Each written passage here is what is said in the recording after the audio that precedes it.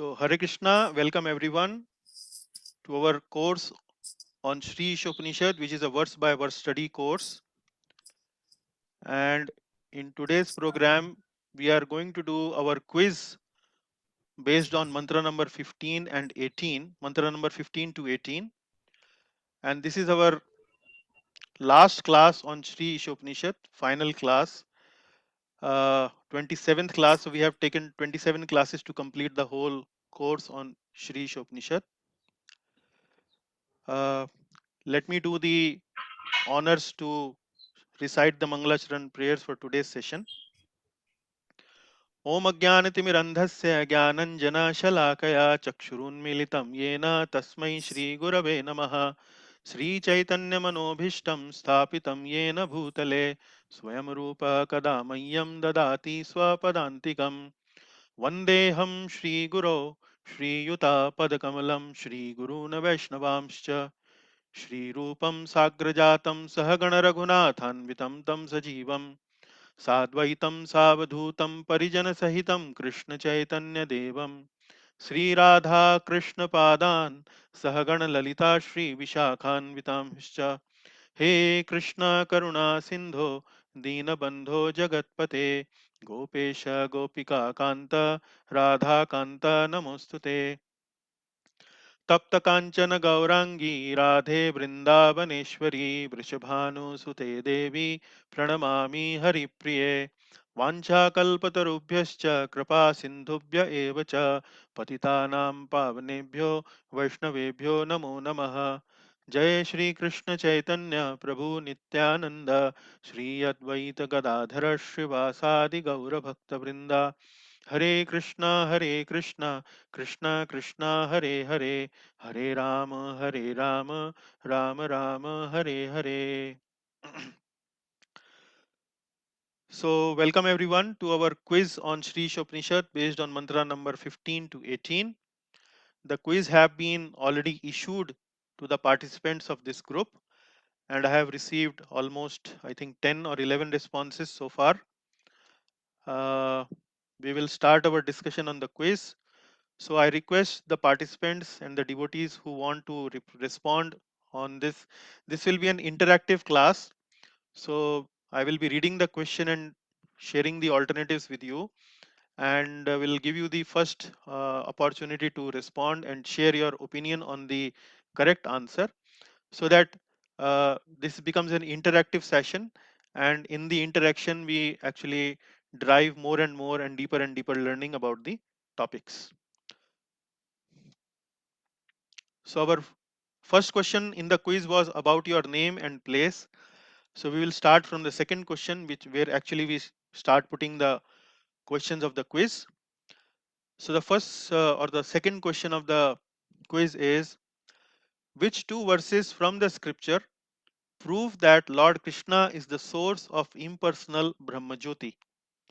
And the options given were Gita verse number 14.27, Brahma Samhita 5.40, Gita verse 7.7, Bhagavatam 10.12.11, Gita 10.42, Gita 10.13.14, Gita 6.46, and Mundaka Upanishad 2.2.10. So who would like to respond to this question? Request that you kindly raise your electronic hands so that we may channel the response centralized in a centralized way. So anybody would like to mention the correct answer? Okay. Vasudevan Prabhu, would you like to take a lot? Option A, Prabhuji. Okay, Option A. yes, Prabhuji. Option A is right. So can you share the understanding of Gita verse 14.27 to prove your or to support your correct answer?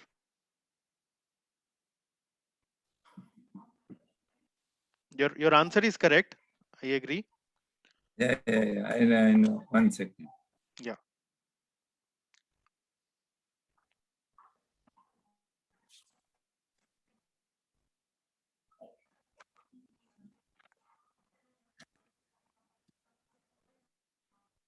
(1421) says, Brahmano hi pratishthaham amritasya अव्ययस्य च शाश्वतस्य च धर्मस्य सुखस्यैकान्तिकस्य च. So Yes, he Prabhu. is clearly saying that he is the source of the Brahman or the Brahma Jyoti. Yeah. So the very first line in this verse, Brahmano hi pratisthaham. Hmm. So Brahmano hi pratisthaham is actually is mentioning that I am the basis of Brahman. Pratishtha. So Pratishtha has two meanings in Sanskrit. Pratishtha means prestige, and Pratishtha also means basis. Aham means me. This verse has been spoken by Lord Krishna. So me here stands for Lord Krishna, and Brahman actually is the bright effulgent, dazzling effulgence around the body of the Lord. So this is the only verse in Srimad Bhagavad Gita where a clear relationship between Brahman and Lord Krishna has been mentioned. And why Prabhupada has quoted this verse number of times. So Prabhupada has quoted this verse number of times because there are two school of thoughts. One says that the absolute truth is impersonal, which is a very bright light, impersonal bright light. That is the absolute truth, source of everything. But the second school of thought mentions that Lord Krishna, the person Lord Krishna, is the source of everything. So this verse actually proves or kind of supports the fact that Lord Krishna is the basis of bright light, not the other way around. Bright light is not the basis of Lord Krishna. So, since in mantra number 15, we are talking about it's a prayer where the devotee is praying to the Lord to remove the dazzling effulgence from the real face. So, that is why Lord Prabhupada ji has mentioned this verse to prove that Brahman, the bright effulgent light, actually comes from Lord Krishna and not the other way around. So that is why it is very important. And the second verse is from Brahma Samhita. Prabhuji, can you uh, recite that verse for the benefit of the audience? 5.40. I'll try this. One second.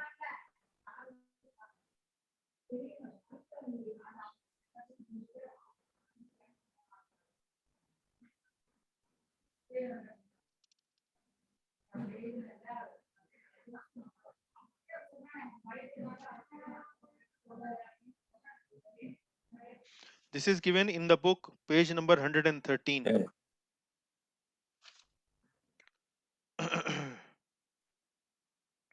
ब्रह्मणो हि प्रतिष्ठाहम् अमृतस्य व्यवस्यस्य च शाश्वतस्य च धर्मस्य सुखस्यैकान्तिकस्य च. Yeah. Is So that this, correct? Prabhuji, this is verse number 14.27 Bhagavad Gita, which is just now you spoke. The other one is 5.40 Okay. from Brahma Samhita. This is if you are reading from the book Ishopanishad, this is given in page number 114.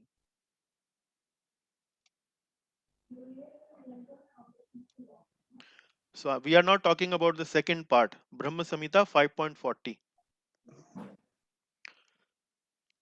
Okay, maybe you can find it out. I'm not able to get it. No When I problem. Can I do download that, it. Prabhu? Yes, Prabhu. Jivan Prabhu, please can you Okay. recite that? Yasya Yeah, Prabha yeah. is Yeah, yeah, that this one? Yasya Yasya yeah. Prabha. Prabhavato. Okay. Okay, you can go ahead, Mr. Vasudevan. Please go Vasudevan ahead. Prabhu, Okay, please go thank ahead. you. Yeah. यस्य प्रभा प्रभवतो जगत् अंधकोटि कोटिश्वशेष वसुन्दादि विभूति भिन्नं तद् ब्रह्म निष्कलम् अनन्तम् अशेषभूतं गोविन्दम् आदिपुरुषं तम् अहं भजामि. Yes, Prabhuji, very nice. This is the verse, and in this verse, actually, Lord Brahma. This is from Brahma Samhita. Now, what is Brahma Samhita? Brahma Samhita is a prayer by Lord Brahma, and Lord Brahma makes these prayers in the glorification of Lord Govinda. See, the end line of this verse is Govindam Adi Purusham Tam Aham Bhajami. So I pray to that primeval Lord Govinda. I pray and bow down to his lotus feet. So that is Govindam Adi Purusham Tamaham Bhajami. But in this verse, you can see Yasya Prabha Prabhavato Jagadanda Koti Kotishva Ashesha Vasudhadi Vibhuti Bhinnam. So he's saying Yasya prabha prabhavato jagadanda koti. So he's saying here that whose prabha, whose effulgence actually uh, uh, whose effulgence actually enlightens the millions and millions of universe. So to such Adi Purusha Govinda, I pay my obeisances. So that is where uh, uh, Prabhupada ji is quoting this verse from Brahma Samhita, which again proves that whose Prabha we are talking about here. We are talking about Prabha of Lord Govinda, and not that Govinda comes from the Prabha. Actually, the Prabha comes from the Govinda. The effulgence comes from the Govinda. So that is the these are the two verses which are very much quoted by Srila Prabhupada to prove that the personal aspect of the absolute truth is the supreme and not the other way around. So the correct answer here is A. Now we go to the second one, description of Brahma Jyoti. How is Brahma Jyoti described in the Shrutis? More than one option in this question is correct. This is again based on mantra 15. Brahma Jyoti is situated in spiritual realm beyond material covering. Brahma Jyoti is spread throughout material and spiritual skies. Transcendentalists call it lights of all lights. Due to presence of Brahma Jyoti, there is no need of sunshine, moonshine, fire or electricity.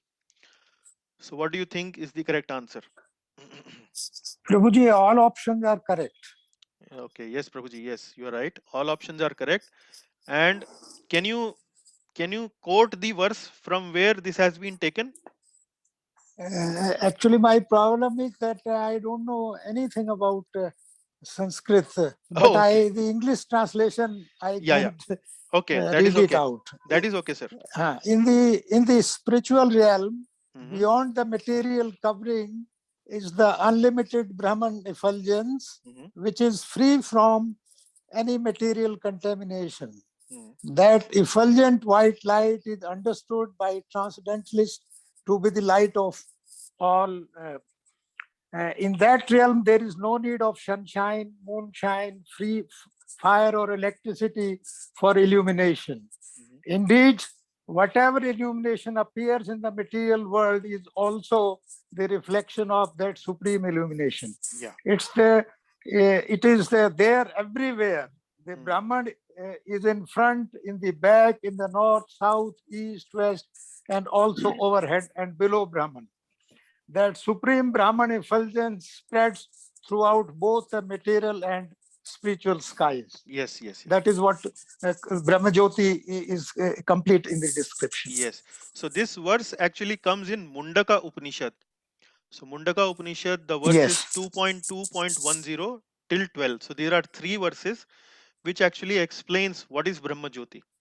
And Prabhuji have read the description, the translation of these three verses, what you heard.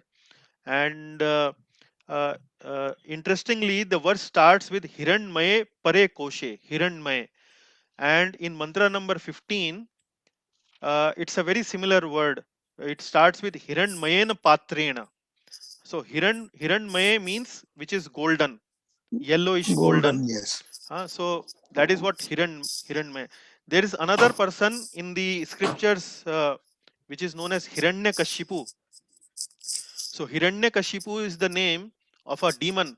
And why the name of Hiranyakashipu is given? Because he loved two things. One, he loved gold, and the second thing is he loved Kashipu. Kashipu is the bed. So Bad, yes. bed is actually a symbol of lust. So Hiran Right. is gold and lust. So he was very much attracted towards these two things. So that is why his name is Hiranyakashipu. But here Hiranmayena Patrena is actually golden effulgence. And in the Mundaka Upanishad also the verse starts with Hiranmaye Pare Koshe. So the characteristic of this Brahma Jyoti is that just where the material realm, the material world or material universe actually ends. So after the where the material universe ends, then starts the spiritual universe. and Brahma Jyoti effulgence is somewhere between the borderline of the material universe and the spiritual universe. Actually, spiritual universe is all pervaded with Brahma Jyoti, and from where it is coming? It is actually coming from the spiritual sky, from the body of the Yes. Lord. So that is what it is being mentioned here. Brahma Jyoti is situated in spiritual realm beyond the material covering. It is spread throughout the material and spiritual skies. It is transcendentalists call it light of all lights. So in the verse it is said, Tat Shubram Jyotisham Jyotis. Tat Shubram Jyotisham Jyotis. Transcendentalists call it light of all lights. So it is the supreme light. Due to presence of Brahma Jyoti, there is no need of sunshine, moonshine, fire, or electricity. So spiritual sky, we don't have any separate sun. But in the material world, we have sun, and this sun actually draws light from where? It draws light from Brahma Jyoti itself. So Yes. that is the explanation of Brahma Jyoti given in the scriptures. So Prabhu, one question here. Yes, Prabhuji. So you mentioned about some golden light. So typically this Brahma Jyoti will have a white light, correct? The white dazzling light, which is nothing but the effulgence. So what this golden light that you Golden, mentioned just now? Prabhuji, like for example, you have light of the bulb, and there is a light of a tube light. So tube light is white in color, bulb light is yellow in color. So this Brahma Jyoti is actually Correct. golden effulgence, like the color of the light of sun. So sunlight is not completely white. It has a little yellowish tinge to it. Okay. So it is something like that. Is that White light is a mix of colors actually. It's a mix of colors. yeah? You can call it white. The white light breaks up into, if you break up white light into different colors, the spectrum appears. Yeah. So white So- light is actually consists of all colors, Yeah. major colors. So like you see, if you light a lamp, if you light a fire, the fire actually emanates a kind of a yellowish light, isn't it? Yes. So that's the kind of Yes. description here. So if you read this mantra 15 in the book Sri Ishopanishad, there Prabhupada has translated or given the word meaning of Hiranmayena. He's saying by the golden effulgence. So that effulgence is little golden in color, yellowish in color. Yes, Prabhuji, is that okay? Yes, Prabhu. Okay. Okay. Thank you. Okay, thank you. Now we move to the third one. What is the essence of mantra 15? Yeah, this was a little tricky one, but let us see how people have done it. Lord is the maintainer of all living entities. Lord's face is covered with dazzling effulgence. Begging for the mercy of the Lord to reveal his personality, and Lord always enjoy in his transcendental abode. And I have two people who have raised their hands. Let us give chance to Manish Prabhu this time. Yes, Prabhuji. Prabhuji, ABC, I have given my answer in ABC. But did it allow you to have multiple choice? Yes, actually. Really? I No. think No. so. It should not. No, This was, I yes, Prabhu. Oh, We sorry. tried and Yeah. Correct. Answer is B from It my was side. not allowing. It was not allowing. Yes. Yeah, So yeah. there is only one answer correct. There is only one answer correct. B. B. Okay. B is So answer. so Sita ji has written B, and I think Yes. any other answer? I also have written B. Okay. Manish ji also has written B. So any Sorry, other? sorry. C from my side. C see from from my side also. C from Ishwar ji and C from Rakesh ji. So we have B Uh, from B from me. Pradeep ji has got B. So 3 votes for B and 2 votes for C. So what do we do? Should we apply parliamentary rule voting, or should we do something else? Prabhuji, Yeah. So we will do a settlement by parliamentary way. Okay. So we will give the group who Vote. has written C to present their case why they have written C, and we will allow group B to present their case why they have written B, and then we'll decide. I think that will be Good very idea. fair. Yes. Yeah. So that's a parliament way of functioning. And then we have vote. With 20 people coming Yes, yes. to the group, they will vote. Right. Okay, so please, the C section, the C group should present their position now. Okay. Yes, Ishwar Prabhu, would you like to? Any what? My contention is that the whole thing starts with a prayer Mhm, and a purpose. mhm, Someone is praying for a purpose, mhm, and his purpose is to obtain mercy of the Lord, mhm. and in that mercy lies that the devotee wants to see the face of the Lord, the Yeah. Kalyanatma, and Mhm. that will lead him to his ultimate goal. Okay. So the other things are just preparation for the final Mm, request. mhm. So Okay. the other answer is just a way of moving ahead, but the final thrust of this mantra is the prayer Mm, to obtain mercy of the Lord. This is yes. how I look at Okay. it. Okay. That is one presentation. Okay. So what does B have to say? Group B. Prabhu, I can go for that. Yes. Okay, it's basically the essence is it's a prayer requesting because Lord face is covered with a dazzling golden effulgence. Mm, So it's basically requesting the real face is to be uncovered. So it's basically a prayer for for the Lord to kindly uncover the curtain beyond the bright light yeah. and exhibit yourself for a pure devotee.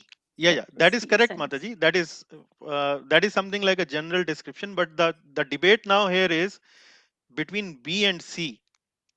So what is the essence of mantra 15? So if you have to choose between B and C, you know only one is correct. Which one is more close to the essence of mantra 15? I will go with B, Prabhu. Okay. Now let me I mean we can continue with this debate, but since we have not much time, I will try to present my position why when I designed this question. Actually, I would choose C only. One thing, because first of all, C actually conveys most of the import of mantra 15. So it starts with the word begging. Begging is representative of praying. Mantra option B doesn't mention anything that it is a prayer. It says Lord's face is covered with dazzling effulgence. It gives a detail about the mantra where it tells that there is a effulgence and there is Lord's face, and the effulgence covers the face. But C actually summarizes the essence of mantra very in a very brief way. It says begging for the mercy. Prayer is for the mercy only. So Yeah. as we mentioned in our classes also, that last 4 mantras are actually prayers. And why do we do prayers? We do prayers for begging for mercy, kripa. So it is mentioning begging for the mercy. Option B doesn't mention anything about the mercy. It doesn't mention anything about the prayer. And then the Lord to reveal His personality. So that is what the essence. So the Lord revealing His personality is covered in option B, but option B actually misses the begging part and the mercy part. So when we talk about essence, Com- essence means the gist. So C actually would qualify for the Would essence. be a better. B and A are actually side details, and D is kind of a distraction. D is something not related with the mantra. So A and B, actually A also mentioned about Pushan and all that, where the description is about maintainer of living entities, but that is a side detail. C actually Prabhuji, stands a better option. Yeah. Yes, Prabhuji.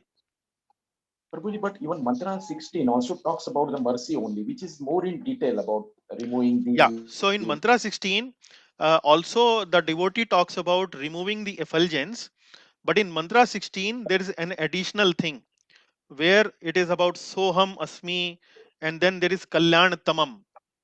So Kalyan Tamam and Soham, these two words are there, where there is an additional detail where it is talking about the relationship with the Lord.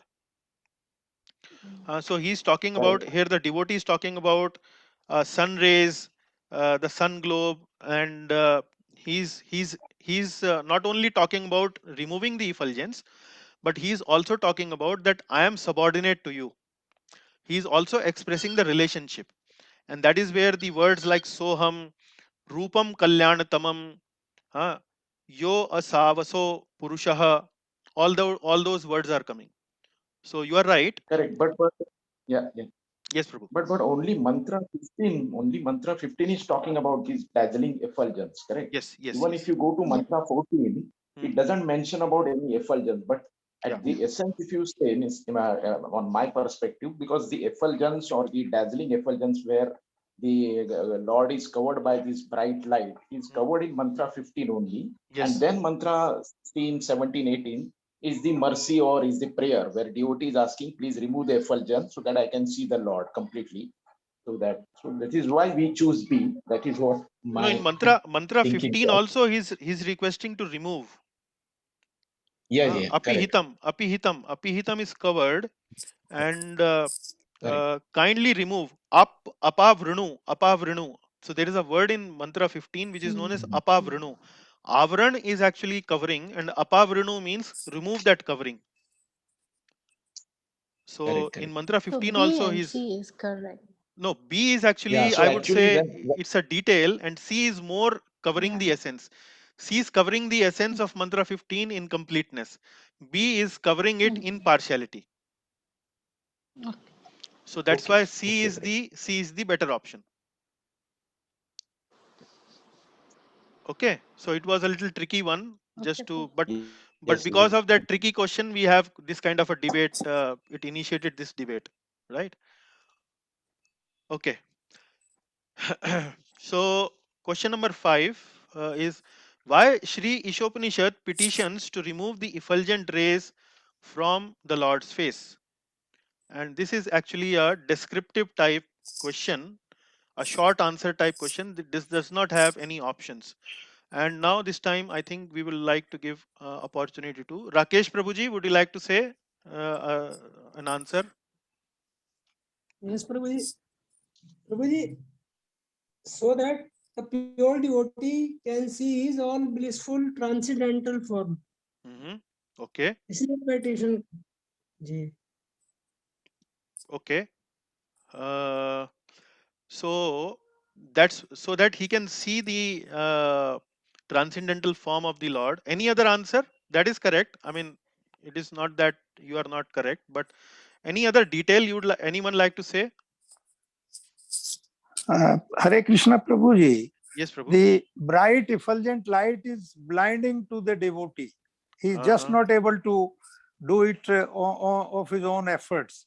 Mhm. And that is why he is not able to see the personal aspect of the Lord, which is the ultimate truth and Yeah. reality. Yeah.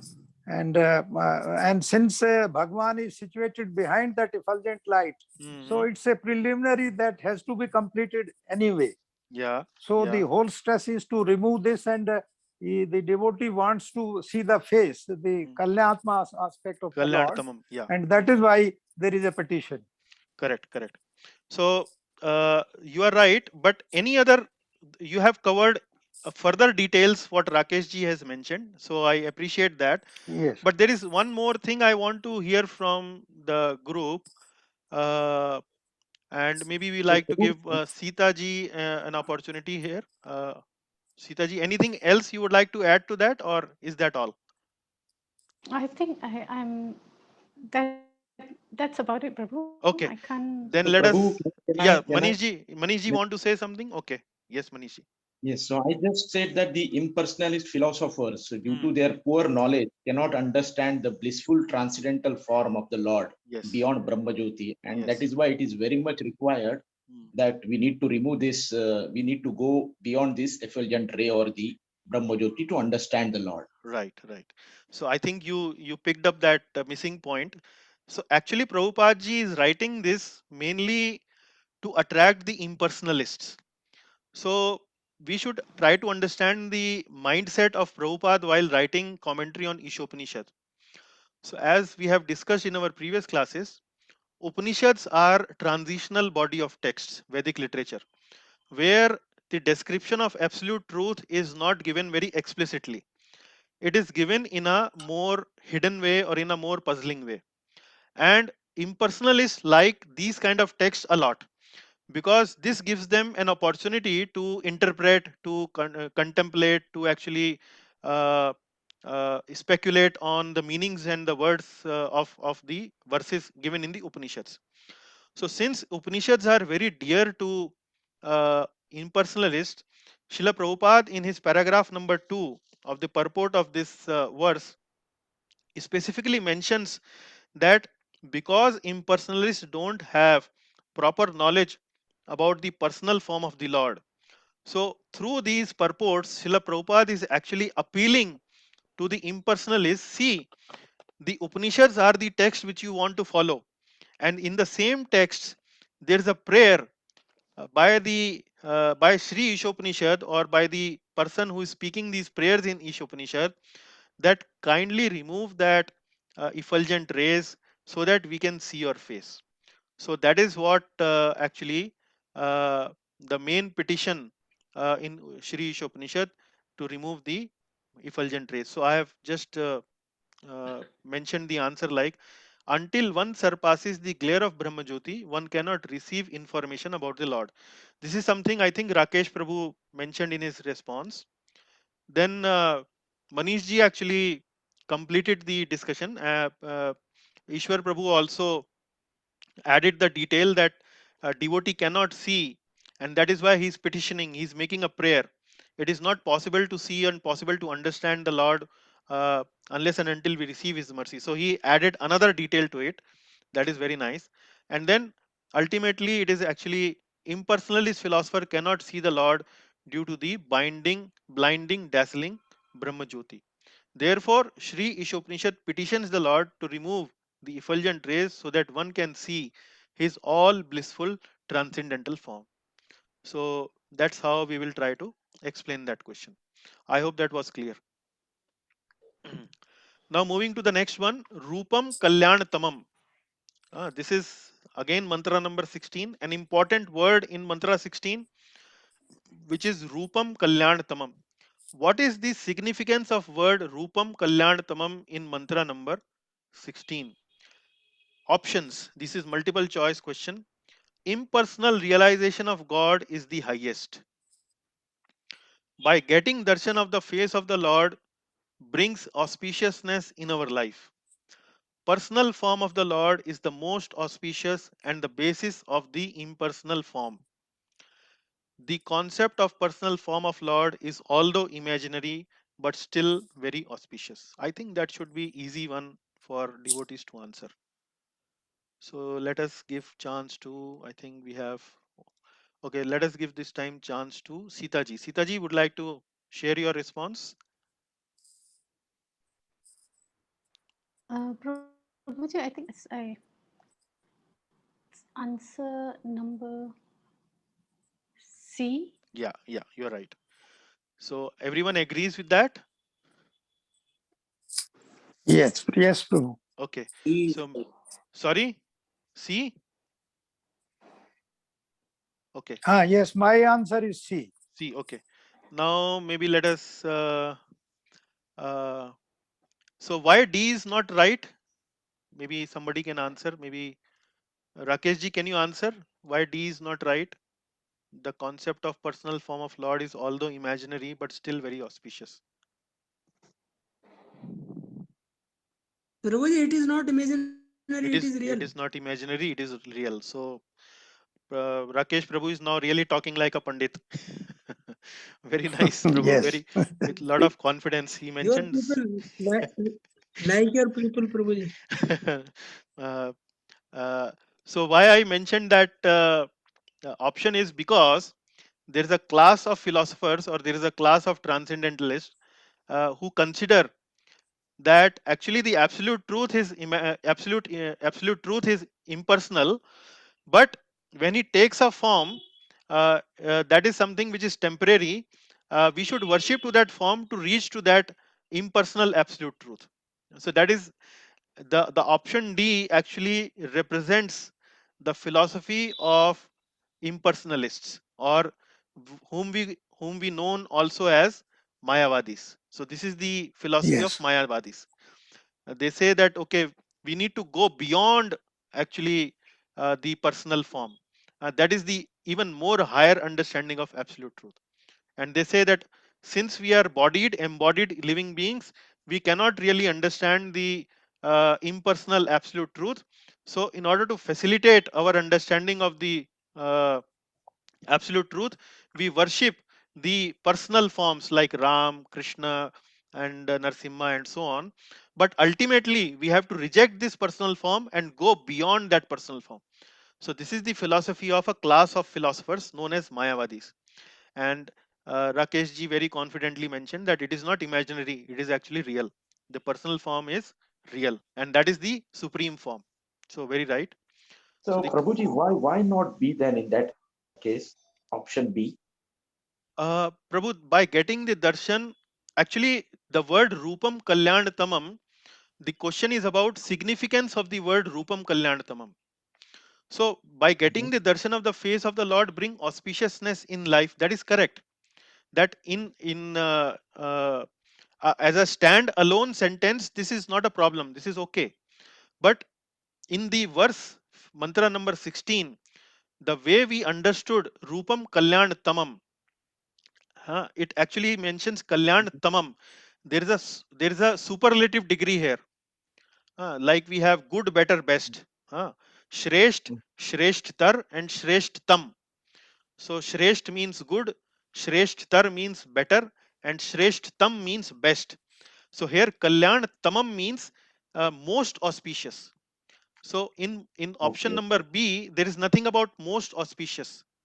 Mhm. Here it is saying Yes, yes. personal form of the Lord is the most auspicious and the basis of impersonal Brahman. So when we were studying mantra number 16, we picked up this word Rupam Kalyan Tamam, and we stressed upon the fact that it is a superlative degree. And why it is superlative? Because the devotee is praying to the Lord that when I see your personal form, when I see your face, that is actually the most auspicious.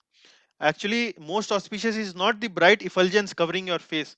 Your face is most auspicious, and that is a rupam. That is a form. That is Okay, why okay, Prabhu. we are saying C option is correct. Yeah, got it. Yeah. Thank you. So correct answer for this is C. But I really appreciate and like the way we are questioning, counter questioning.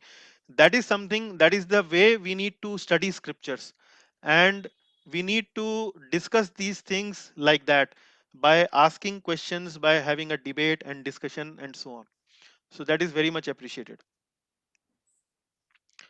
Soham and Dasoham. What is the meaning of word Soham and Dasoham? More than one option is correct. Hmm. So class slides on para number 6-7, mantra 16. So this was not, the word Dasoham is not covered in the purport of Srila Prabhupada. This is how we presented it in our class. That is why I mentioned here class slides. But let us see if devotees have picked up it right. Soham means we are same as Lord. Soham means we are same as Lord, but only qualitatively. Dasoham means we are different from Lord quantitatively. Dasoham means we are controlled and the Lord is the controller. So what do you think are the correct options in this case? Let us see who raises the hand. Now we have Rakesh ji and Vasudevan ji. So now let us, Manish ji also raising hand. Now let us give this to Pradeep ji. We give this time chance to Pradeep Prabhu. Yes, Pradeep Prabhu. Yeah, I think the answer is B and D. Okay. B B and and D D. are certainly correct. But why do you think A is not correct? Because it does not talk about the quality of the thing or quantity of the thing. Yes. Okay. So that is why B is correct, not A is correct. Okay. And why do you think C is not correct?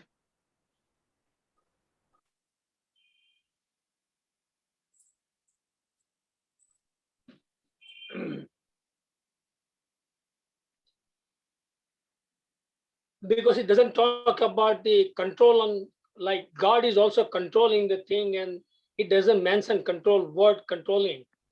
No, That no, is why I control, selected. control, the message from option C is not about control. It is about whether we are same or different, and it says that we are different, but qualitatively. But sorry, quantitatively. We are different, but There quantitatively. was a spelling error.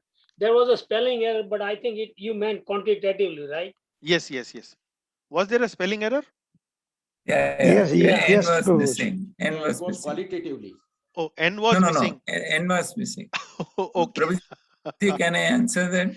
Yes, Prabhuji, please.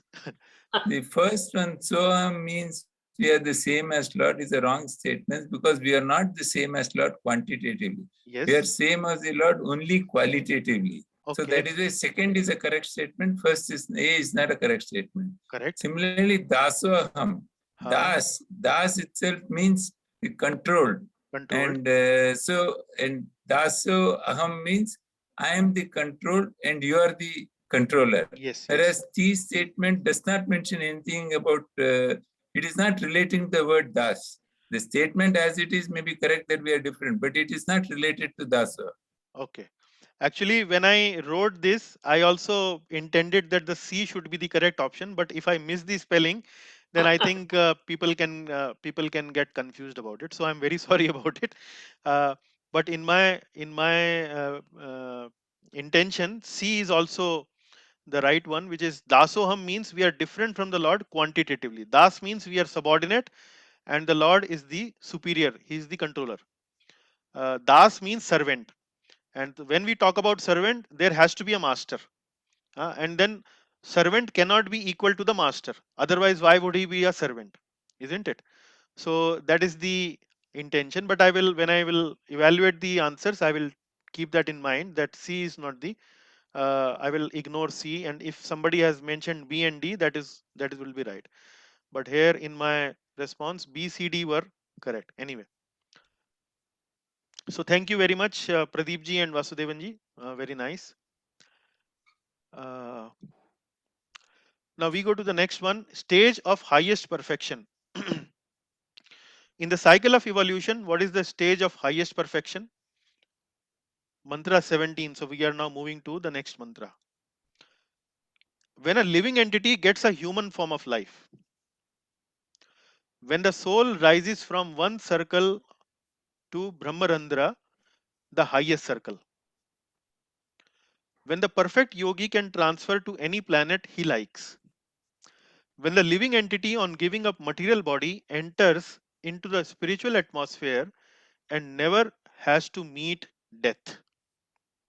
So what option is the best? Let me see. This time who has, I think Vasudevan Prabhu and Pradeep Prabhu, Sita ji. So we have three candidates. So let us give this time the opportunity to Sita ji. Sita ji, would like to share your feedback? I was more inclined to point number D, Prabhu. Point When number the D. living entity. Okay, Yeah. very good, very good. And then, so why would option B or why would option A be not right?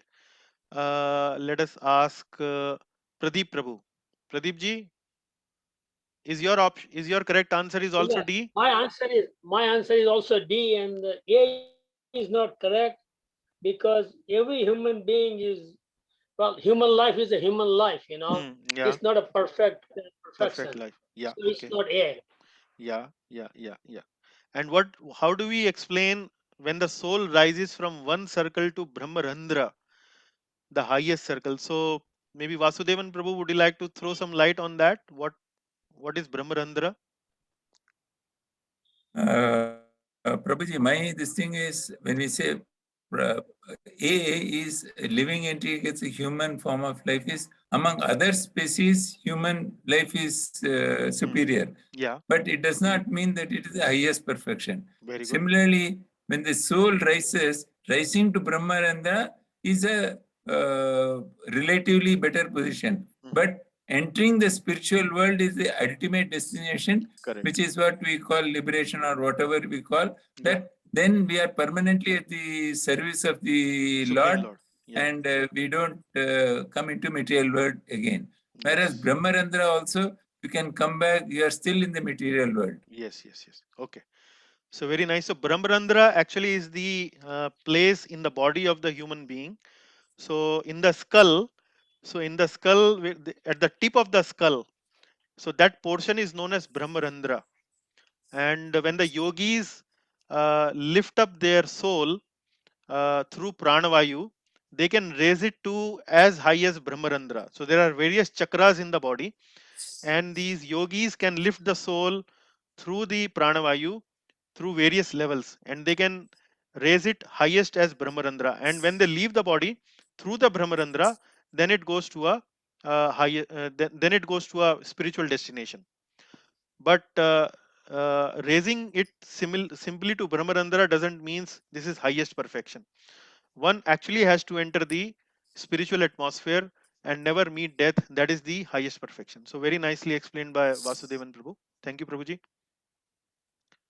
So correct answer here is D. Very good. Now we talk about what? We talk about living entity praying to the Lord to remember sacrifices. So again, mantra 17. In mantra 17, why is the living entity praying to the Lord to remember his sacrifices? More than one option is correct. Devotee understands that his life after death depends upon the activities he has done in this life. He is worried if he does not remind the Lord, Lord will forget and he will get a life of an animal. We only get good afterlife only if we remind the Lord at the time of our death.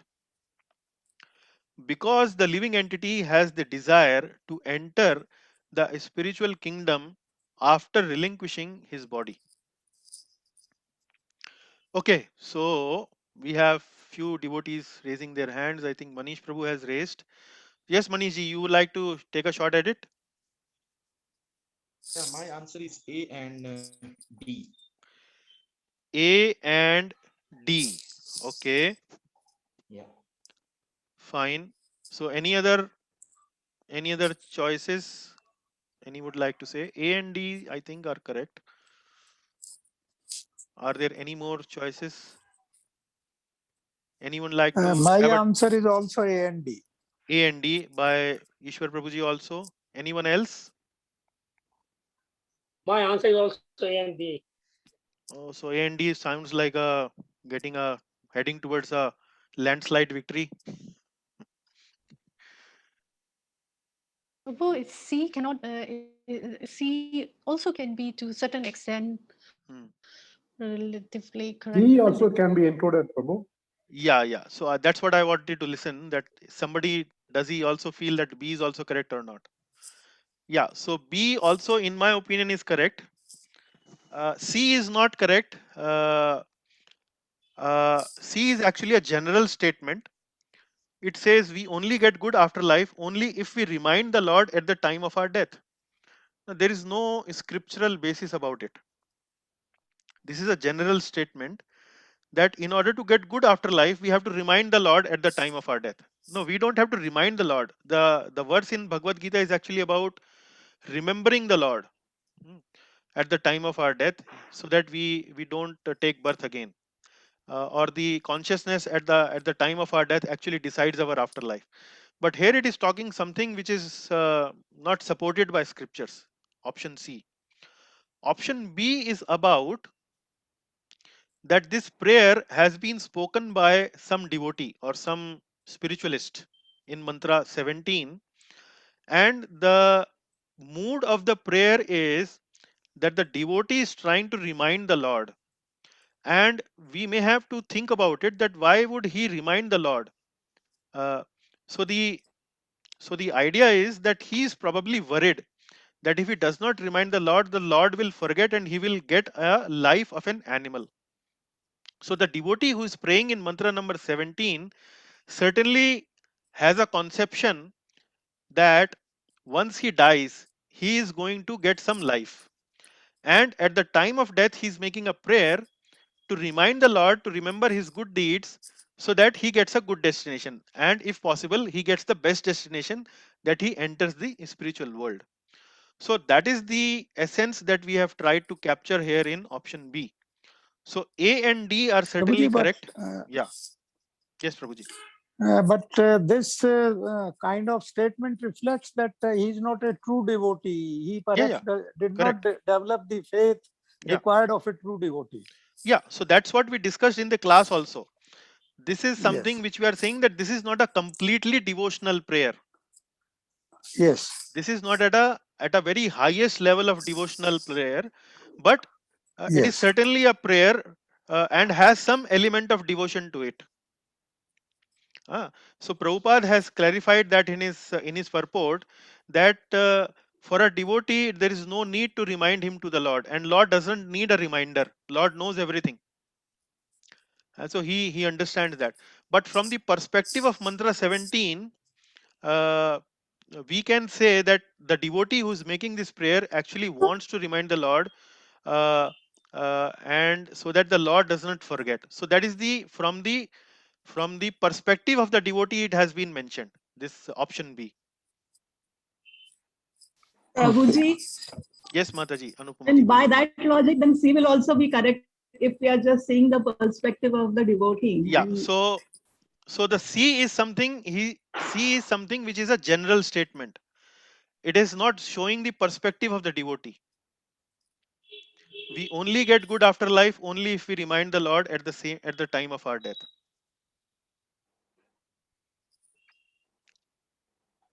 Prabhuji, what would be the right way, A and D, or you want A, B, and So D my selection was A, B, and D.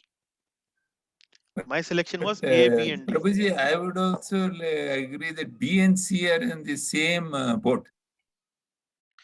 That's what I was trying to explain to Ishwarji also, that mantra number 17 is not a complete devotional prayer. It is a prayer by a devotee where he's actually trying to remind the Lord. So that is what is captured in mantra in option B. He is worried. The devotee B in and the C, actually, B and C are meaning the same thing. Yeah, Whether you but say a C, good afterlife or an animal life, the only terminology, actually, B and C are meaning the same thing. but Prabhuji, C is something very specific. Kindly note, we only get good afterlife only if we remind the Lord. That is not the Yeah. correct thing. Yeah. Only if It is a specific thing. the It's a devotee. mistake to. Yeah. Yes. Yeah, It's that a is a mistake. mistake. That only makes it wrong. But Yes. the devotee, he can remind the Lord. He can pray. Kindly remember my services. There is nothing Yes, anti-devotional. out There of is nothing fear, wrong. even fear is a prayer. Yes, he is Yeah. fearful. Yeah. That is all right. That is justified. Yes. That is justified. So That is justified. that is something Yes. which the devotee can do. At the time of death, he can Quite make a right. prayer like Quite that. right. That may not be completely Yes, yes. devotional, but that is not something the devotee Yes. cannot do. So that's what it is. Okay. It is not abhorring. It is Yeah. not abhorring. It is Correct. favorable Yeah. to the devotee, if at all accepted. Yes. Yeah. So in that sense, that is the difference between B and C. Yes. Yeah. Oh, I hope that makes sense. Sitaji, Vasudevanji, Yes, Babu, agree. Vasudevanji, you also agree? Yes, Prabhuji. Okay. So here A, B, and D. So okay, now we do some child play. Match the process with the personality. So this is from I think mantra number 17, and here Prabhupada has mentioned about the nine devotional processes: Shravanam, Kirtanam, Vishnu, Smaranam, Archanam, Vandanam, Dasyam, Sakhyam, and so on. Now, each of these processes are connected with a personality in the scriptures. And while we talk about that this process is connected with a personality, we should not mean that the personality did not do any other devotional process, but that was the primary process that the personality used to express devotion towards the Lord. So when we talk about hearing, Shravanam, which personality do we remember? Parikshit. Parikshit. So Pradeep ji has written the very correct answer, Parikshit. Very right. And what about glorifying, Kirtanam? Shukdev Goswami. Yes, Shukdev Goswami. Manish ji is correct. What about Vandanam?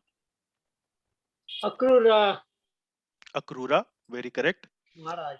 What about Smaranam? Lord Prahlad Prahlad Maharaj. Wonderful. What about Archanam?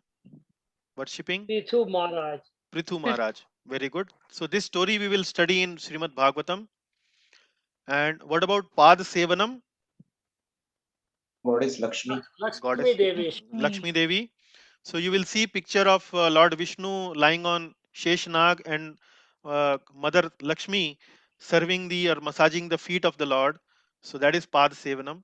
She does it expertly. So that is why she is known as the personality behind Pad Sevanam. Dasyam, that should be easy. Is a Hanuman, but there is no Hanumanji. Hanuman Lord listed in the Hanumanji. Bali. No? Hanumanji. Now, Hanumanji's example should be an exemplary for all of us. So, the Dasyam mood of serving the Lord is something which we should certainly aspire for. Uh, uh, like when we get initiation in ISKCON by a Diksha Guru, our name gets changed. And for example, my legal name is Anurag Gupta. But after I took initiation, my spiritual master gave me a spiritual name. And that name is Keshav Gopal Das. So they add Das in front of the name. So many times when Prabhupada would give explanation or talk on initiation lectures, then he would stress this point that we should focus more on Das and not on Keshav Gopal. So Keshav Gopal is the name of the Lord. Actually, our name is actually Das. Keshav Gopal Das. So who is the topmost personality to represent Dasyam? That is Lord Hanuman. And in a devotee's life, how should we serve? How should we be servant of the Lord? We should learn from Lord Hanuman. Then friendship, Sakhyam. Now only two options are remaining. Should be very easy now. Arjuna. Arjuna. And surrendering everything, Atma Nivedanam, is now Bali. Bali Maharaj. So Bali Bali Maharaj. Maharaj was the king. He was a demon king, but he was a devotee. And when Lord Vamandev approached Bali Maharaj, he surrendered everything. He actually gave himself to Vamandev. When Vamandev uh, took two steps to cover the whole of universe, he wanted to also keep the third step, and he had requested Bali Maharaj to give me 3 steps worth of land or 3 steps worth of property, uh, and Bali Maharaj agreed to it. So Vamandev covered the whole of universe in 2 steps. So where to keep third step? Then Bali Maharaj said, "Oh my dear Lord, kindly keep this third step on my head." So I offer myself now to you. So Vamandev was very much pleased with Bali Maharaj, and that's what it is, Atma Nivedanam, surrendering everything to the Lord. Prabhuji, Yes, Prabhuji. in my printing, I did not see Hanuman's name or Arjun's name. Oh, So what I did, I put down the Arjun thing on Sukadevan Goswami and Hanuman on under Bali. Prabhu, Because I will I give did you not full see marks. those. I will give you full marks. Thank you. Did others also felt the same problem? Yes, Prabhu.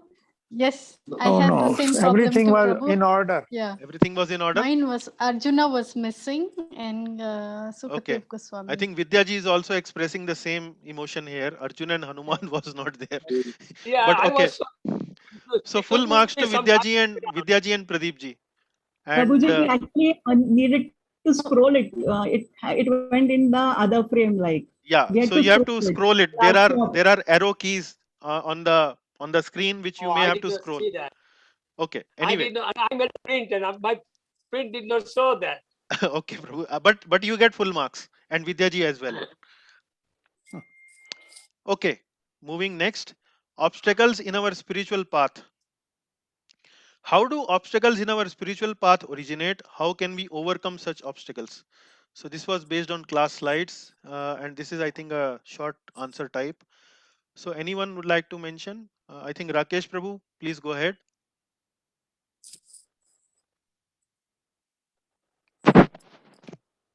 Rakesh ji would like to speak. You are muted.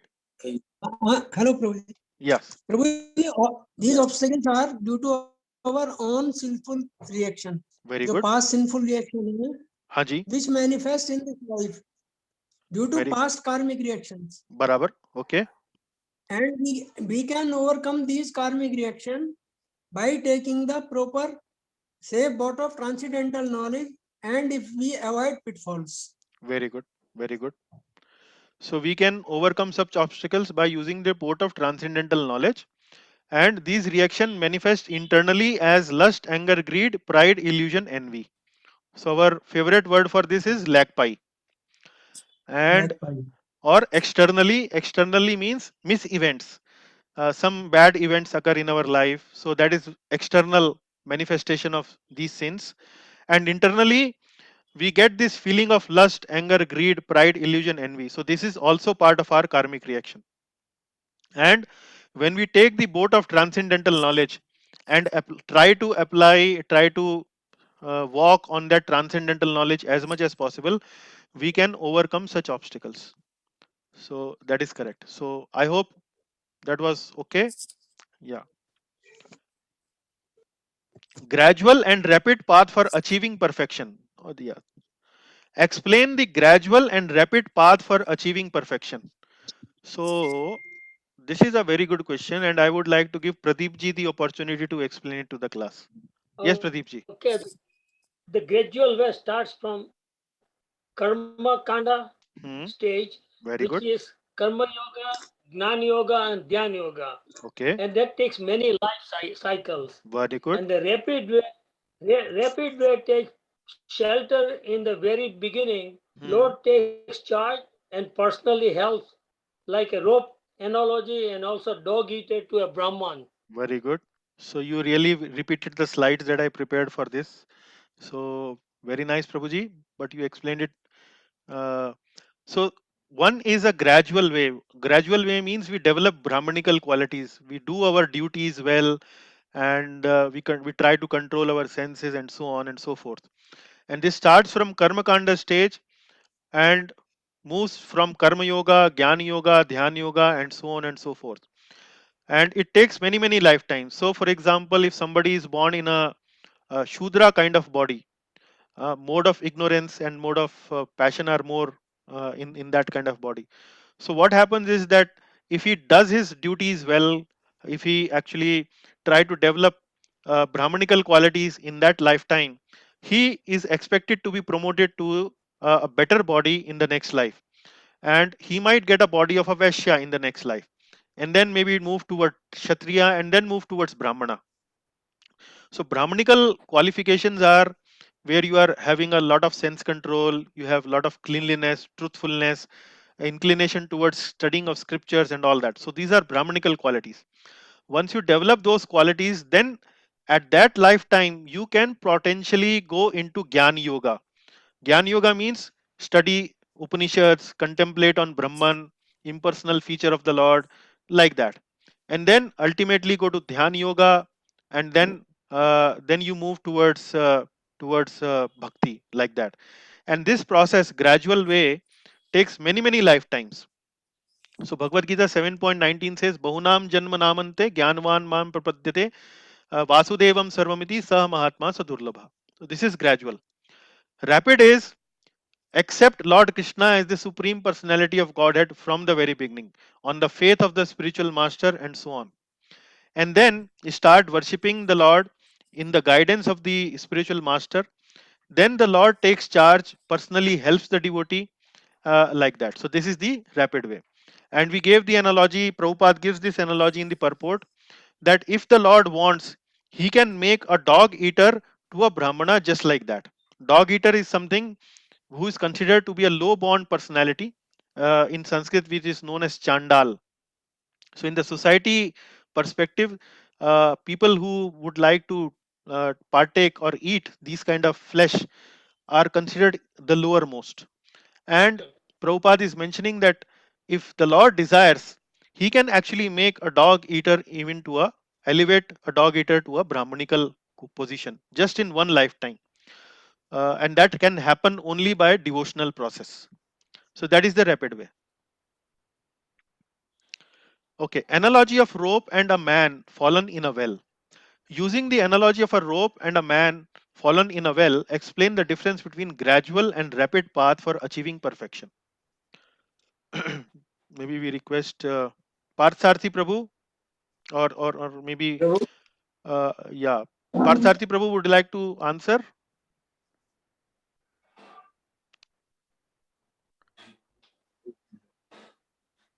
Okay, maybe then we give this opportunity to Pradeep Prabhu again.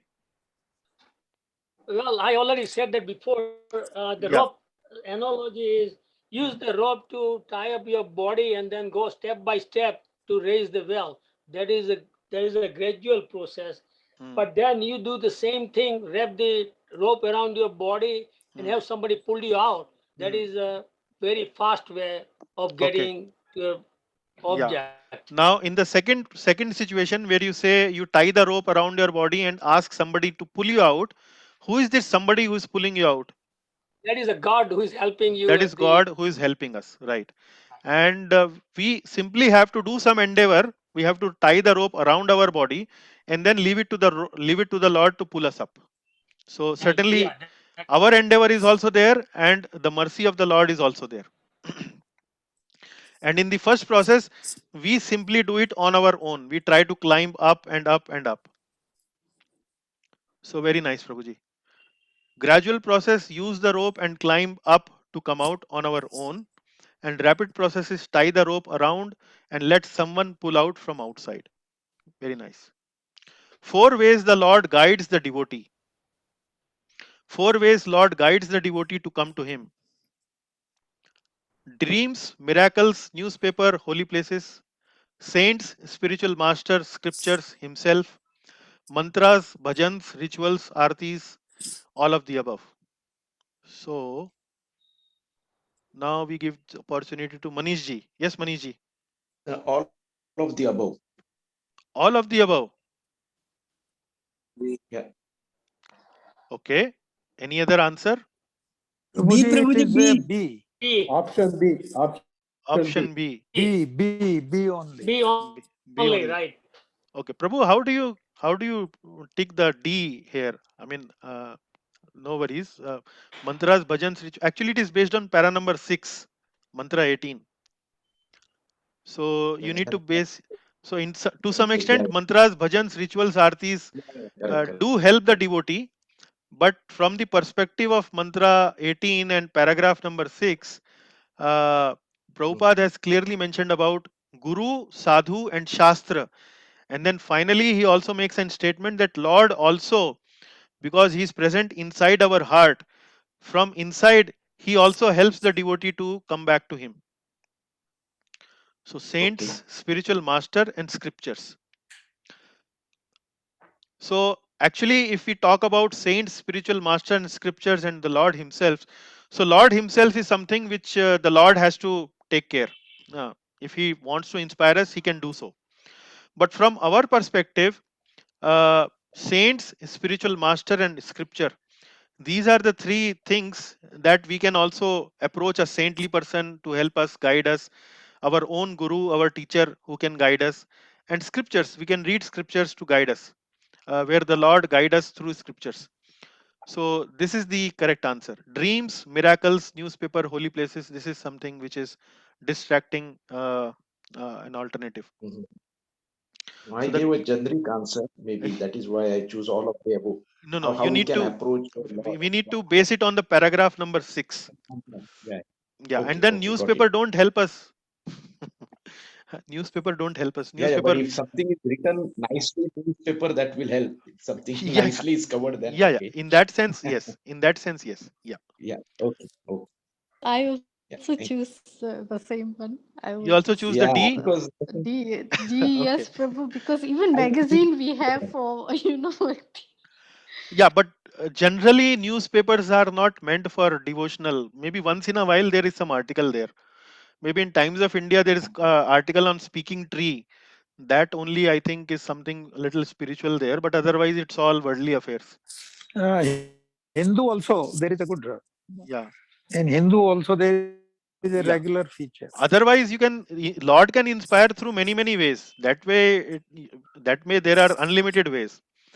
But we need to base our answers on the hint given here, right? I think. Right. Okay. So the correct answer is B, and then we go to the connection between verses of Srimad Bhagavatam, first canto, second chapter, 17 to 20, and mantra number 18 of Sri Ishopnishad. So this question is, I think, a very good question, and let us see who can answer that. Who would like to volunteer that? Pradeep ji, yes, Prabhu. Let me read my answer that Yes. I already wrote down. Hmm. Vedic knowledge is transcendental and cannot be understood by simply education procedure. You need God's help to find a spiritual leader. The Lord appears as a spiritual master for the devotee and provide enough strength to that devotee to reach the ultimate destination of the perfection. This process is hinted Srimad Bhagavat 1.2.17 to 20. This is the connection of this mantra. Okay. So you gave a little generic answer, Prabhu, I would say. What I am more looking for is what are the important elements of mantra 18 and how those elements of mantra 18 are actually reflected in these verses of Srimad Bhagavatam. So what you just mentioned is more bringing the reader to the point of that there is a general process mentioned in Srimad Bhagavatam, but that is the whole point. We want to understand what is that general process. What are the dynamics of that general process mentioned in Srimad Bhagavatam, and how can you connect those steps of that general process from the mantra 18? That's what we want to hear from you. And I see there are more hands here, and would like to give this opportunity to Jivan Prabhu. Would you like to further elaborate on that, Jivan Prabhu? Yes, Prabhu. Yeah. Yes. Actually, we should understand what is mantra 18. When you want to link mantra 18 to Srimad Bhagavatam, we should understand. Yes. In mantra 18, the devotee prays to the Lord to lead him on the right path to reach him. Since Lord being omnipotent, he is aware of the devotee's past actions and their reaction, so that there is no hindrance to reach him by the devotee. Is the thing of the mantra number 18. And the following steps are necessary to reach him. What are the steps? The steps are, one should develop higher taste in bhakti and execution through regular hearing and chanting. This is the first step which is necessary according to Prabhupada's purport. Then you should also ignore discouragements from allurements from sense objects, then cunning mind in the form of lack-me. Third, should never give up hope and should have staunch faith in the power of Krishna, in the mercy of Krishna. All these points are brought out in Srimad Bhagavatam in verses 17 to 20. In verse number 17, talks about hearing of the Lord's messages, and he says it when you hear the Lord's when you chant the name and hear Lord's pastimes and messages, it cleanses the heart. Yeah. And the heart gets purified. That is chanting of the holy name. Next, text number 18, regular attendance to Srimad Bhagavatam classes and association with the devotees, the Lord, all the anarthas get cleared from the heart. Correct. Next point is the devotee then gets fixed. He gets fixed in the mode of goodness. When the anarthas get disappear, he gets away from the mode of passion and ignorance, that is lack-me. That is, he does not get any of these lack-me problems and all that. And he gets established in the mode of goodness and becomes completely satisfied and happy. That is what is given in the sloka number 19. When all these things happen, the devotee gets completely established in the mode of unalloyed goodness by doing the devotional service. Thus he gets to know the path of the Lord And that's how the Lord is guiding. The entire process of guidance, how the Lord guides the devotees brought out in shloka number 70 to 20 of Srimad Bhagavatam, which is also specified in this is the actual thing which Yes, actually Prabhu. the devotee prays to the Lord Very in good. in Yeshua number 80. This Yes, is my very explanation. good. Yes, very good, Prabhu. I think you covered it very nicely. I'll just once again show this on the screen. So if you look at mantra 18, there is a prayer as we discussed. So mantra 18 is a prayer which has three main elements. What are those? These elements are, the prayer is that the person is praying to show the right path. What path should I follow? Then the second is, I should follow the path, and what is the result of that path? He is asking that I should be freed from the reactions of my past sins. So if you recall in the previous slides, we discussed about what are the obstacles in our spiritual life. So these are the reactions of the past sins. So in this mantra, the devotee is praying that kindly show me the right path so that I get freed from the reactions of the past sins. Then the third aspect is why I should want to do all this. Why should I get freed from the reactions? Because I want to reach you. That is the main prayer in mantra number 18. Now all these things, all these three things are covered in these shlokas of Srimad Bhagavatam 17 to 20. What are those? So Srimad Bhagavatam verses provide the details of what is the right path. So the right path is hear Krishna Katha. So if you see verse number 17, it says, Shrinvatam Swakatha Krishna Punya Shravana Kirtana. So Shrinvatam Swakatha Krishna. Shrinvatam means hear. Swakatha Krishna means the Krishna Katha, the pastimes of the Lord, name, form, glories, and pastimes. So show the right path. So what is the right path? Verse number 17 shows the right path is Krishna Katha, hearing of Krishna Katha. Then free from the reactions of the past sins. Now verse number 18 and 19 of Bhagavatam talks about result of hearing Krishna Katha. And what are those? So the verse number 18 says, Nashta prayeshu abhadreshu nityam bhagavad sevaya. Abhadreshu means dirty things. And what are the dirty things? These are lakpai, lust, anger, greed, pride, illusion, envy. So result of hearing Krishna Katha, Nashta prayeshu abhadreshu. Abhadra is Nashta. And in 19, what it says is, Tada rajas tamo bhava kama lobha dayaschaye. So rajas, tamas, kama lobh, lust, anger, and rajogun and tamogun, those are destroyed. So that is result. So he's in mantra 18, he's talking about free from reactions to the past sins. And in 18th and 19th verses of Bhagavatam, it is showing the same result of hearing Krishna Katha. Lust, anger, greed, pride, illusion, envy are destroyed. And ultimately in verse number 20, it says, Bhagavat Tattva Vijnanam Mukta Sangasya Jayate. You get freed from the bad association of this material world. Mukta Sangasya Jayate, and you get Bhagavat Tattva Vijnanam. You understand the Vigyan of the Bhagavat Tattva. You understand the science of God. So this is how Bhagavatam verses 17 to 20 are actually directly connected with mantra number 18. This is how you can connect them. So thank you very much, Jivan Prabhuji. I hope that was clear. So this is a very good comparison between mantra 18 and Bhagavatam. Now we go to the analogy of three-story house, which I think the class have already picked up very nicely. But just to revise it, I have given three questions, simple questions. In the analogy of three-story house, what set of values people living at tier 1 embrace? For them, prosperity, health, character, etc. are most important. They strive earnestly to come out from the material existence marked by birth, death, old age, and disease. They see themselves as soul encaged in the material destructible body. Their worldview is constructed by terms such as human being, family, society, nation.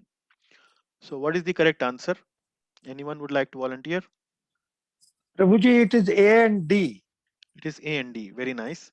And so A and D is for tier 1. So what about Yes, B and yes. C? Which tier does they represent? B and C? I'll have to read them. They strive earnestly to come out from the material. This is for tier 2. Mhm. B and C, they see themselves as soul is also tier 2. Tier 2. So B and C represent tier 2, and Yes, A and D for tier 1. A and D are for tier 1. So I Tier hope 1. everyone agrees with that. Yeah. Yes, Okay. Prabhu. Yes, Very yes. okay. Very good. Now comes the two other questions. Arjuna's reasoning of not fighting are based on mindset of people of which tier? Tier 1, tier 2, tier 3. Easy one. Tier 1. Tier 1. Tier Tier 1. So what were the reasonings Arjuna was giving? Compassion to the relatives, uh, and then we will have infamy, like that. So those were the reasons mainly Arjuna was given, and these are the reasons which are mainly based on tier 1, where they are talking only about uh, good health, prosperity, wealth, and so on. So that was the Arjuna's reasoning of not fighting. Correct answer is option A. And option 18th question, Arjuna is not interested in killing his relatives due to his affection for them. Krishna's response to this reasoning of Arjuna is based on which tier? Tier 1, tier 2, tier 3. Tier 1. No. Tier 2 and 3. Tier 2 and 3. Okay. TL 2, Prabhuji. Tier 2. Okay. Prabhuji, my answer is tier 3. Tier 3. Okay. So, okay, now we have three groups, all possibilities. So, tier 1 group, can you explain why you are saying tier 1? Prabhu, actually, this, when Arjuna, when Krishna first of all takes up the point of this particular specific question, is about his bothering for his own relations. So why he will not kill them? So that is covered in text number 30. The answer is very clearly given by Krishna. Then that is that actually it says, Dehi Nityam Avadyayo Ayam Dehe Sarvasya Bharata Tasmad Sarvani Bhutani Natvam Shochitum Arhasi. O descendant of Bharata, he who dwells in the body can never be slain, because the soul is not at all possible to kill. So Yeah. you don't have to worry about your relation. Yes, Anybody, but that is not anybody, the concept of soul is not the concept of people at tier 1. Concept of soul is something which is telling us that there is a soul which has a place in a spiritual world and people aspire to go there. So the conception of soul actually is mainly for people at tier 2, isn't it? correct. Tier 2, correct. Yes, Prabhu? Okay. So, okay, now I would request Ishwar Prabhu to respond why he wrote tier 3. My answer is tier 3 because Arjuna is not only a friend, a very close relative, but also a pure devotee. And Sri Krishna certainly wants him to come to him and liberate him. So there cannot be anything below tier 3 that will help him, and that will be the right suggestion from Lord Krishna to Arjuna. Nothing short of tier 3 will help him. That is in one sense correct, but if you look from the flow of the verses in Bhagavad Gita, tier 3 is something which comes very later. In Arjuna's question was mainly, what is my dharma, what should I do? So in order to go to tier 3, actually Arjuna has to first of all start looking life from the perspective of tier 2, and then tier 3 is a result of following the path prescribed for people at tier 2. So see so the tier 2 is the right answer for this question. And let me explain to you, Arjuna's whole reasoning in Bhagavad Gita has been based at the bodily level. It is mainly based upon prosperity, happiness, distress, and so on. Loss of life, death of a near and dear one, like that. But when Lord Krishna responds to Arjuna, he starts to respond to Arjuna. He is giving that response mainly from the platform of tier 2. And the platform of tier 2 is where Lord is saying that you are saying death, but I don't see any death here. You are seeing that people will die in this world or in this battle, but I don't see anybody dying in this battle because everyone is a soul and soul doesn't die. And that's where he starts to answer Arjuna's reasoning that he will kill his relative. So Krishna is saying you are not killing anyone because everybody is a soul and soul doesn't get killed. Soul is eternal, like that. So to the specific point that was raised by Arjuna for not fighting, that he will be the reason for killing of his relative, that was answered by Lord Krishna from the perspective of tier 2, where he starts to explain to Arjuna the signs of spirit soul. So the correct answer for this particular question is tier 2. Okay, thank you. Yeah, but I think that was a good discussion. The objective is mainly to churn out the philosophical essence of these scriptures, and uh, that's, I think, we are meeting here. So let us now go to the next part, although we have completed our scheduled time, and let me finish this next section a little faster. This is about a practical application and specifically related to the recent incidents that have happened in Bangladesh, where Hindus have been attacked by Muslim mobs, and there have been some deaths also, some killings also in the attack. Uh, and in fact, ISKCON, one of the ISKCON center in Nawakhali, also got uh, uh, in this attack, also got affected. It was set ablaze. Fire was there, and one of the devotees from the center, Partha Das, actually got killed. In the previous class of Nectar of Instruction, where Anupama Mataji actually raised this question, where we were discussing Bathroom. about expressing anger. So I thought that I should discuss this in a little more detail. In the previous class, we could discuss only few points, but I could find some more points on this topic. So let us try to discuss that. How should we react to such incidents? Should we be angry or just tolerate? How should we express our anger? So if we should be angry, then how should we express our anger? Now, in the interest of time, I would like to directly go to the slides that I have prepared. Otherwise, I would have liked to take some points and feedback from the class. Should I do that, or are you okay with the, or you want to express some of your opinion? Uh, uh, just want to check with the devotees. Should I go ahead with my explanation, or you want to, somebody wants to? Okay, okay. So let me ask, anybody, any devotee would like to share their feedback quickly, maybe in 2 minutes, or should I just start with my explanation? Okay, since nobody is saying so, I think Maunam Swikriti Lakshanam, I go with my explanation in that case. Here some of the pictures are there. It is showing the blazing fire at the ISKCON center.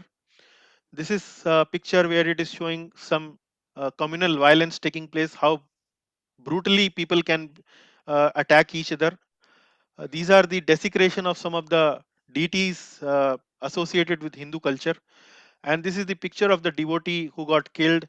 And this is the vandalized shop at the ISKCON center, where they kind of ruined the bookshop and other articles in the center. So I will quickly share this presentation. I have also prepared a transcription based on Chaitanya Charan Prabhu's response, and on the basis of whose response I have prepared these 3 or 4 slides. So the first question was in the text was that should we feel angry? So the response to that is certainly we should feel angry. If we don't feel angry, then what is where is our devotion? There is no point of having a devotion. Devotion is all about emotions. Huh? And anger is also a sign of devotion, is an emotion that we express while we are devoted. When we are devoted to something, we are emotionally invested in something. And when we are emotionally invested in something and that something gets some destruction, some loss, anger is a very natural emotion that we experience. And it exemplifies, it shows our devotion towards a particular faith, particular practice that we are associated with. However, we should remember here that we should not get controlled by our anger. Rather, we should express our anger in a controlled way, in a such a way that uh, it doesn't harm anyone, but rather it becomes as a service to Lord Sri Krishna. We should remember that we should not express our anger in a way which Lord Krishna will feel ashamed of. He should not feel ashamed that we expressed our anger in a way which actually created a damage to the other party. And you see in the screen, there is one possible way devotees have chosen to express their anger. So what they are doing in the picture behind, in the background, we have one of our prominent leaders of ISKCON, His Grace Gauranga Prabhu, who is in the mask here, who is showing a placard, "We want justice." And the placard also shows the picture of the devotee who got killed. There is a name mentioned above the devotee, and there are some hashtags which people can refer to. Uh, it also mentions that this particular devotee died at the age of 25. His dead body was found in a pond. So this is one peaceful way where we can show or express our anger through kirtans, through protest marches, and so on. Now, coming to the other aspect here is, how should we look at these communal violence and how should we respond to it? So, there are two dimensions to our response. One response is a Brahmanical response, and that is something which is related to the Shastra. You can see here one picture is showing books. And the second dimension is Kshatriya response, which is related to Shastra. Shastra means weapons, Shastra means scriptures. And here symbolically we have shown a few weapons associated with Kshatriyas. Then what is Brahmanical response? Brahmanical response is actually, we should show the people the right path. We should guide them how to respond in such situation in a way which is which becomes as a service to the Lord, which does not actually utilize ourselves as a servant of our anger. What does it mean? It means showing the right path in a Brahmanical way means that we protect the people from getting into misconceptions. At this point of time, when some violence like that happens, many people can actually get victim of some misconceptions. And one of the popular misconception is that we are actually devotees, and why the Lord did not save us. Why at this point of time Lord did not save us. So I will come to that point a little later. Then Kshatriya response is that we should be ready for our self-defense. It is not that we should completely offer ourselves as victims. We are devotees, we are non-violent, and so on and so forth. No.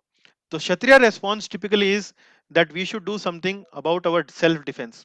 So Kshatriya means providing protection and also punishing the wrongdoers. So these are the two responses. One is Brahmanical, which is show the people the right path, and Kshatriya response is protect the people and punish the wrongdoers. Now let us elaborate a little bit on the Brahmanical response. Brahmanical response means that we protect the faith of our people, faith of our followers, by taking shelter of scriptures. So people, when they hear these kind of news, many times they get carried away. That or people whose faith is not that strong, they start thinking that we are devotees, we are followers of Lord Krishna. Why in such time Lord did not protect us? So we can tell people some stories and pastimes from scriptures. For example, Jatayu. Jatayu was also devotee of the Lord, and actually he laid down his life for the purpose of the Lord. Similarly, we see Abhimanyu in Mahabharata. Abhimanyu was also a devotee of the Lord, and he also laid down for the cause of the Lord. Arjuna also was the devotee of the Lord, and he actually he did not lay down his life, but he fought for the purpose of the Lord. But from the example of Jatayu and Abhimanyu, we can see that the protection of the Lord does not always come in the form of saving our bodies, saving our material bodies. But spiritual protection of the Lord is always there. So Abhimanyu, when he fought and died for the purpose of the Lord, he was elevated to the most auspicious destination. Similarly, Jatayu, when he also died, he died actually in the arms of the Lord. And the Supreme Lord Ram actually performed the last rites of Jatayu. So, although the material protection might not be there, but certainly the spiritual protection from the side of the Lord is always there. Second thing is, at these point of times, we should not get caught up in the sectarian conceptions. What are sectarian conceptions? Sectarian conceptions are that, for example, in this case, uh, one of the or this attack was done from the Muslim community over the Hindu community. So people from Hindu community may get into this trap that all Muslims are like that. Uh, so every Muslim is a jihadi or is a rioter. No, we should not get into those kind of sectarian conceptions. How then we should look at it from a Brahmanical perspective, from a Shastric perspective? We should understand that people in almost all faiths of the world, all religions of the world, can be categorized into three categories. They can be categorized as Satvaguna, Rajoguna, or Tamoguna. And these kind of people are there in all categories of the world, all faiths of the world. So we will find fanatics even in Muslims, fanatics even in Hinduism also. So the point is that we should not get caught up and label everyone and everybody in a particular faith with the sectarian eye. We should understand that all three categories of people, Sattvic, Rajasic, and Tamasic, are there. And this was the act of some of those people in that from that particular faith who were mainly from maybe Rajasic or Tamasic category. And they were not properly in a proper conception, and that is why this happened. So this is the Shastric perspective, we should have it. And work in a collective spirit with people of similar faiths. So what is this third bullet?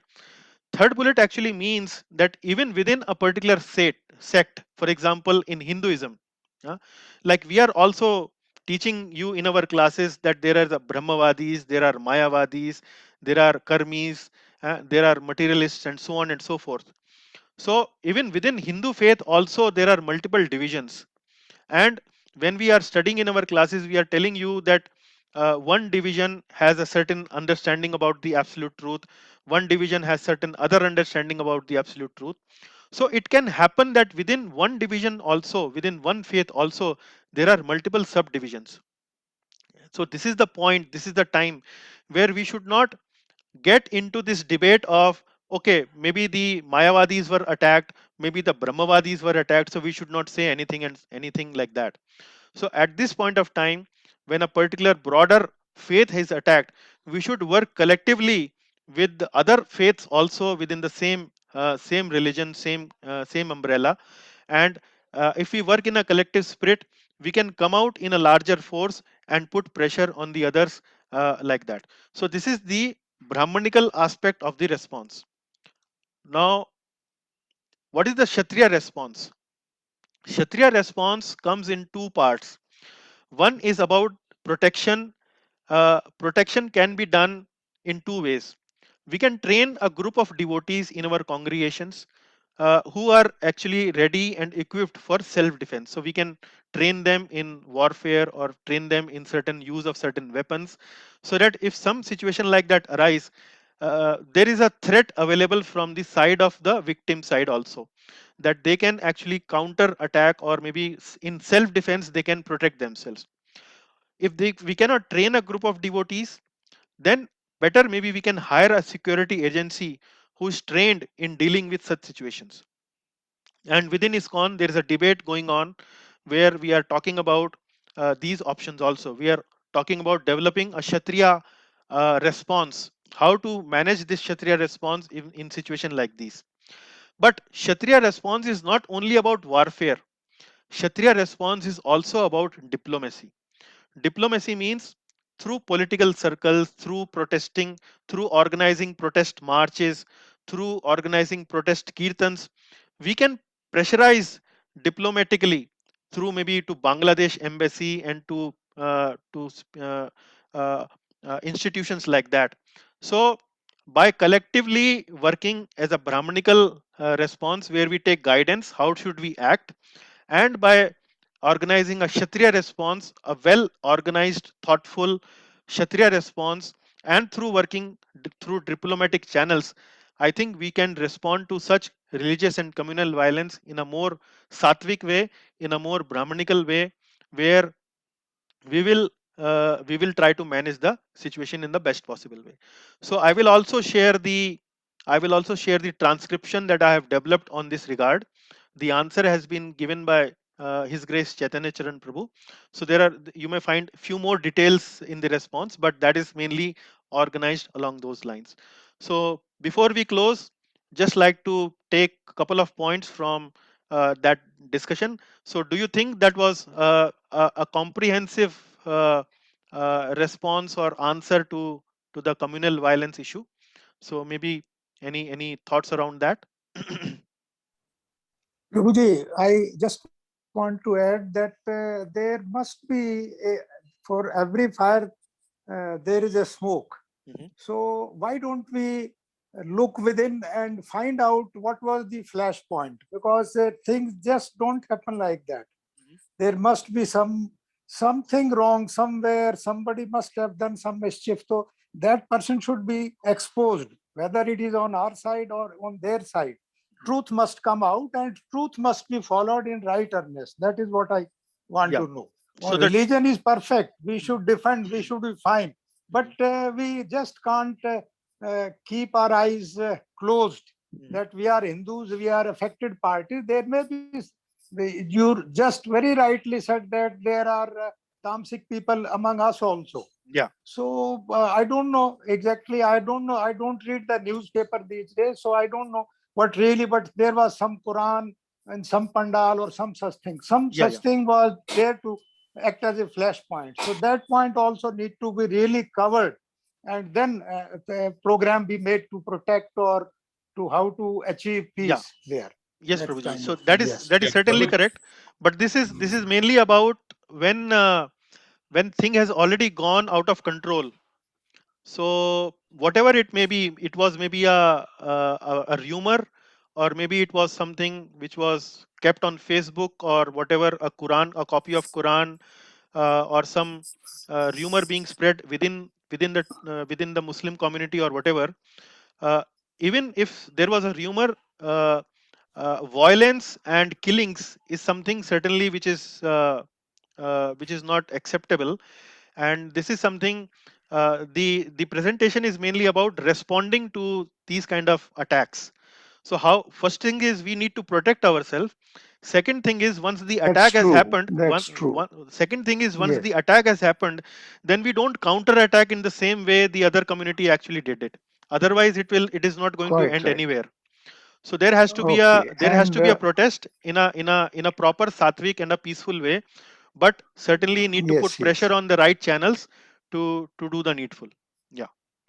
And something that such things don't occur again. If anything is to be done from our side, Yes. we must do it so So that that is the these things don't recur. part of the diplomatic pressure. Yes, yes. Part of the diplomacy pressure. That's right. That's true. Very true. 100%. Yeah, Prabhuji Venkobai. Yeah? Yes, Prabhuji. Prabhuji, when you told about taking it diplomatically and bringing it to the government's notice, the government has made it very clear, and it's not only now, even in the earlier cases, that this is purely a religious state. It is a purely an Islamic state. So they are defending it. There is no point putting it to them. In that case, what should be the path that we should follow or extract from the scriptures? And no. this is Prabhuji, see, Bangladesh official position is not that. Bangladesh official position is that multiple religions can practice, and the Prime Minister also condemned the attacks there. The point is, uh, no, certainly this there is are geographies where these things are not allowed at all. Our allowed means people of other faiths practicing their faith, that is not allowed. But Bangladesh situation is not like that. Even but I believe it's a superficial statement, Prabhuji. The fact is, I mean, even whatever the government says, I mean, the religious scriptures of theirs is such that, I mean, there is no chance that they allow the other religions to survive. no. See, the religious scriptures. Let us not. Okay, let me address that point. Religious scriptures are interpreted by three different categories of people in three different ways. Sattvic people interpret the religious scriptures differently compared to how people of tamasic and rajasic nature in the same faith interpret the scriptures. And then there is a leadership also. So if the leadership is also tamasic and rajasic, they will guide and kind of lead their people in a tamasic and a rajasic way.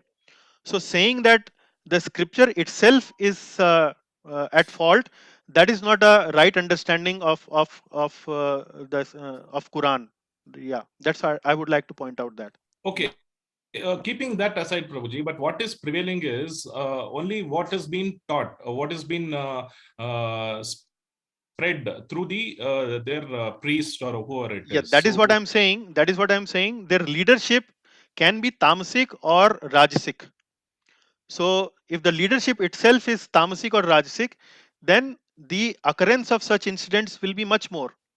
And devotees have to be, or people of other faiths have to be extra cautious.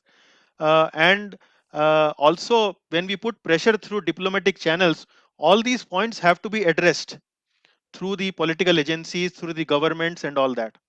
It is not that simply diplomatic channel means that you have organized a protest march and the things are done and dusted. Diplomatic pressure means something tangible has to come out of as a part of that diplomatic pressure.